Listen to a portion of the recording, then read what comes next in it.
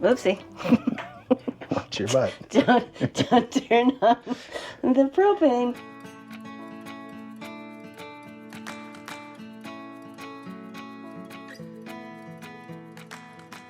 Hello everybody, welcome back to another episode of Real Trailer Life. We are in Camp Verde, Arizona. We left Tacna last Friday and drove to Quartzsite.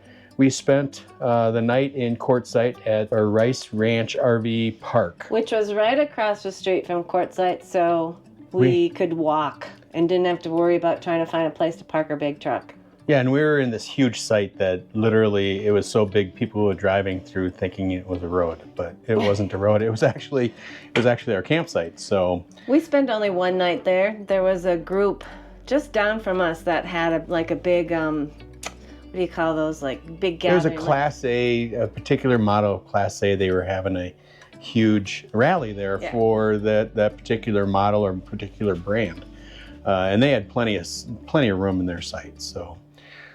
We left there on Saturday morning and we drove up to Cottonwood. We ran into an unexpected problem with our campsite in Cottonwood, and we ended up coming back down to Camp Verde and staying at a beautiful resort here. Yeah, and don't forget we did spend the day at Quartzsite too.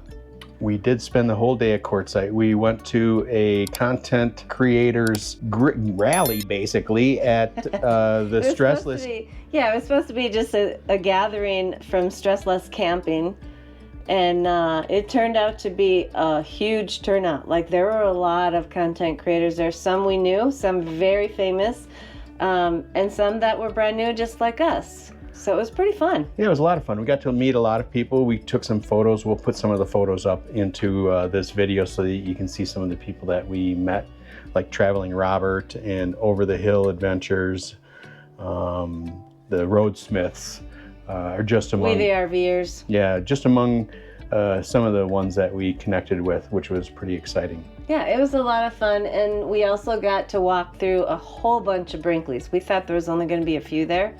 There was a lot. There was like 8, you think? There was maybe 10 or 12. It's hard to say. It was a lot. It was a lot of RVs. So that was fun.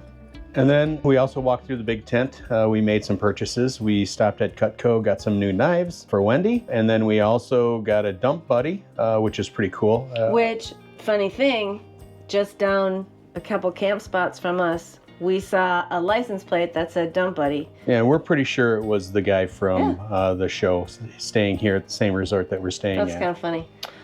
What else I got Norwex. You did. You got a whole bunch of Norwex products. I'm exploring the whole thing of Norwex. It's new to me, but I really want to get rid of all the chemicals and extra bottles of cleaning supplies and rely on some really super cool cloths and different things that, what was her name?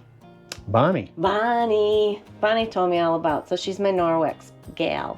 So then we also stopped over at Electric Bikes, and we are actually going to try to get down there this coming week and go through some test rides at their showroom in Phoenix and see if it's something that we really want to invest our money in. Well, and you bought something with the tire pressure monitor system. Oh yeah, so we have a TST tire pressure monitoring system, or TPMS, and it just comes with a standard monitor.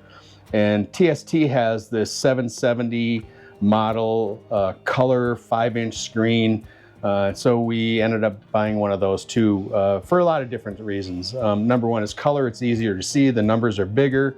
It's a lot brighter, and we can actually see the numbers that are on there. But it also has a magnet mount, which fits into our cockpit, and we'll share pictures of our cockpit and exactly how we run our RV GPS, our TPMS, as well as our backup camera system. I think that was all we purchased. That was it. We did go to Beer Bellies. Ran into our friends from Washington at Beer Bellies. We did, and then we also ran into some people that were also at the same resort at Copper Mountain in Tacna, which was pretty interesting. So that was kind of fun. But then we got here and we haven't experienced rain in over 2 months. Mm-hmm. And when we got here, it was going to rain. And so this is actually the first day that the weather has been really nice. I mean, yesterday was nice in the afternoon. Yeah, I got up into into for a really super nice walk Yeah, it got up into the lower 60s yesterday. Today's going to get up into the 70s. Tomorrow's going to get almost up into the 80s. And this entire week going forward, the weather is supposed to be just phenomenal. Now, we can't wait. Well, the mornings are cool, though. It is still going to be cool in the morning. That is for sure. And that's why we'll show you our heated hose that we had. Yeah. It's the purchase we wanted. Yeah, so especially for this trip. When we knew we were leaving Tacna, we knew we were coming up in a higher elevation, somewhere around 3,000, 4,000 feet. We knew that we were going to have to do some things to prepare for the trip and prepare our RV. And one of the things that we ended up buying is a no-freeze water hose, which is pretty amazing. And I'll share some video about the no-freeze water hose because I'm a firm believer in buy once, cry once. Now, these things are expensive, but their warranty is amazing and the product is even more amazing. So we're extremely happy with this, and I'm going to throw a little bit of information about the no-freeze water hose into this video so that you can see exactly why we bought it and how it's working for us. So today, what's on our plans? So today, we are going to set up the outside of the RV because we haven't had a chance to put the rug out or get the fire pit. Ooh, which we got a new one. We'll show you our new fire pit. We did. We bought a brand new propane fire pit. So we're going to get that out as well. We'll show you. It's really cool. And so we just want to get things set up on the outside. The awnings are out. It's not windy. It's not dust blowing through the air. It's actually going to be a really beautiful day. So stick with us. And watch as we set up our campsite.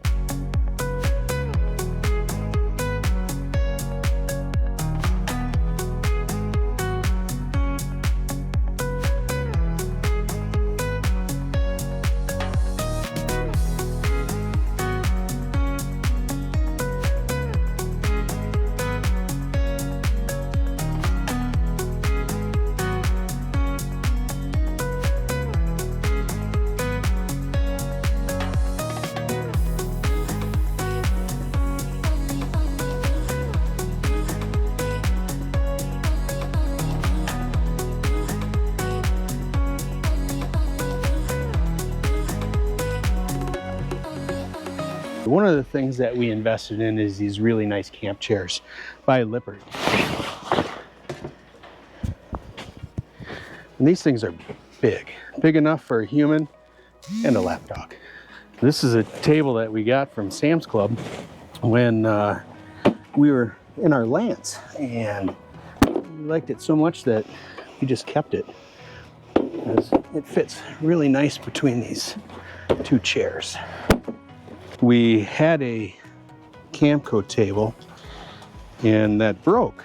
It was covered under warranty, and because we really didn't know where we would be staying, we had it shipped to our daughters in Indiana. And when she got it, we asked her to ship it to us. They said it was going to be $150 to ship it to us. That's just ridiculous. The table cost $80. So it's still in Indiana, right? It is. So we bought this one instead. Well, eventually we'll be able to have two. These are just so easy to put together.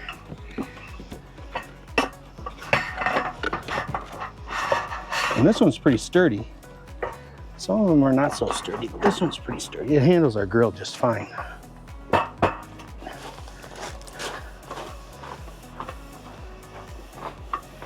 This is pretty light.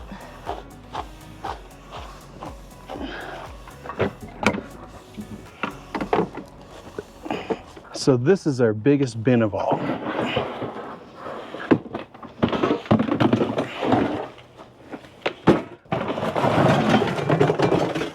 Our Weber grill.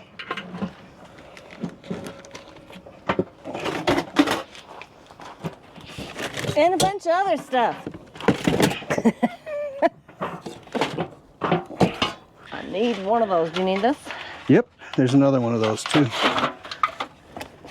Why, that there is. So we love these Weber grills. This is the Q2800N, I believe. It just drops this little drip tray into here. Slide that back in. And it's all nice and clean. I clean this before every single travel day, just so that when we get to a new site, the grill is clean and ready to use. And we have a very long propane hose. One of the things I've done is I have this quick connect hose, and I added a quick connect to this Weber grill so that it's easy just for us to connect. Now, one of the things that you want to do is if you have a hose that has a regulator on it, we're hooking this up to a connection that's on the Brinkley that is already regulated. So you don't want to regulate and then regulate again. You just want to have a straight hose coming from the quick connect on the RV, which is fed by our two 30-pound propane tanks, and we just run it straight up to the grill here, and we make our connection.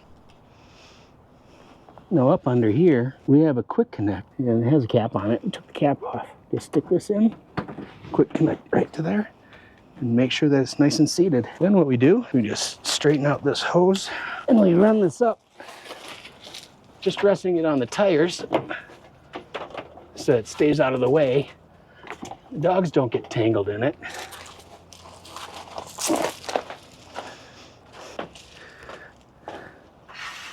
So here's our quick connect that I added, and we have a quick connect right to the propane tanks. So one of the things that's troublesome about this hydraulic system is those big holes right there. And that leads right to our underbelly, where varmints, mice or whatever, can make a home in. So I came up with this, I think it's a pretty genius idea on how to cover up these holes. So we had purchased this magnetic tape, and I just measured it. I cut out circles so they'll go around that piston rod. They attach to the steel frame like a magnet, and they cover up the holes to keep the varmints from getting inside of our underbelly of our RV.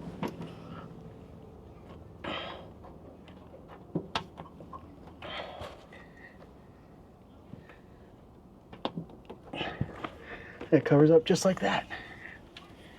So there you go. And we have one for the other side as well. So this is our outdoor spigot, and I bought this insulated cover so that it'll keep everything nice and warm under there.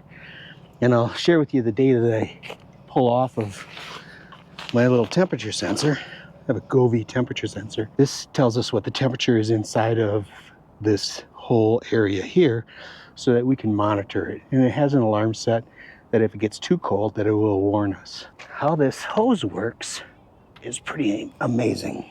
I ordered my hoses with a 12-inch tail outside of the actual hose itself.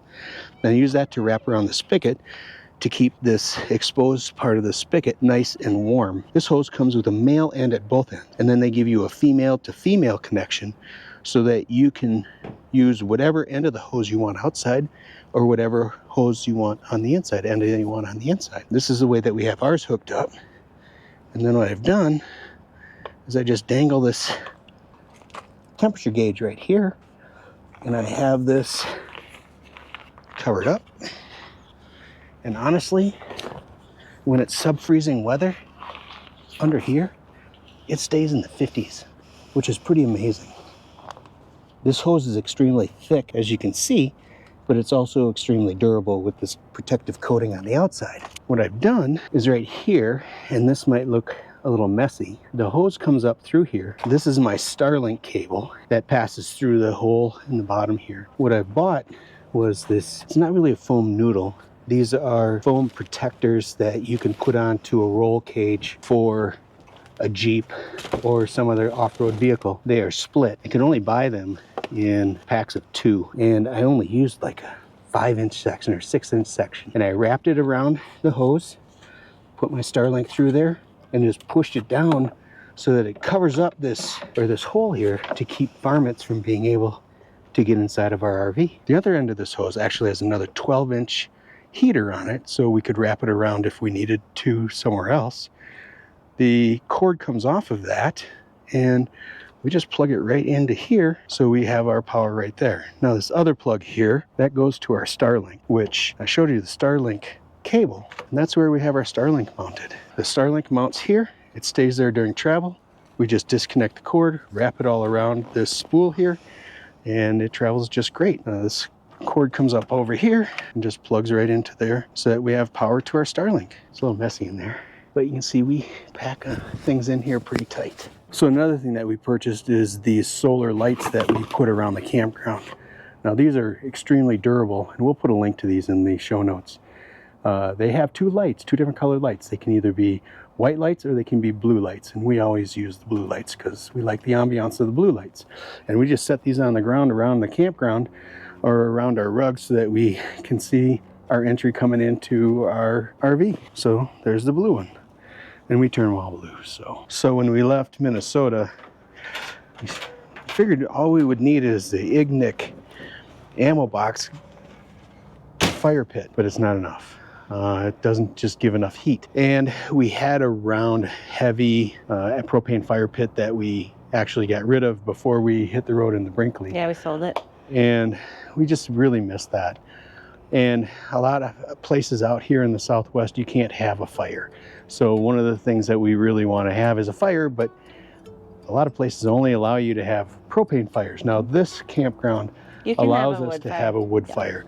We just don't know how long that's going to last for. And you have to, I think you have to rent from them. You do. The pit itself, you have to rent from them. But it's cheap. It's like $20 your whole entire stay. No biggie there. It is like $20 for the entire stay, but we wanted to have our own. So we found this amazing fire pit. So if you know me, I do research on everything that we buy because I don't want to spend money unfruitfully. No, you do. I do. You do your research. Yes, you do. Probably to excess. That's okay. So I found this Outland Living fire pit, propane fire pit. And the nice thing is, it's square. How brilliant is that? 58,000 BTUs. So it should give off a pretty good flame. And one of the other things that we decided to do is to buy a 20-pound propane tank that's going to be dedicated just for the fire pit. And you went and got that today? I did. Tractor Supply. I went to Tractor Supply here in Camp Verde. They had the propane tank and they filled it for us, so that was a pretty good deal. So this propane fire pit comes with handle and cover that secures on so that not all of the lava dust from the rocks will end up everywhere inside of our trailer, which is another reason why I bought the case, because this does have holes in the sides, and as we're traveling down the road, it'll just help keep the dust out of the inside of the... Yeah, it'll keep things cleaner. I like that idea. Are we gonna, is that where you want it? No, I'm just gonna fire it up real quick. Okay, I was just curious where we're gonna have it. Don't light your nose hairs on fire. That might get rid of them. I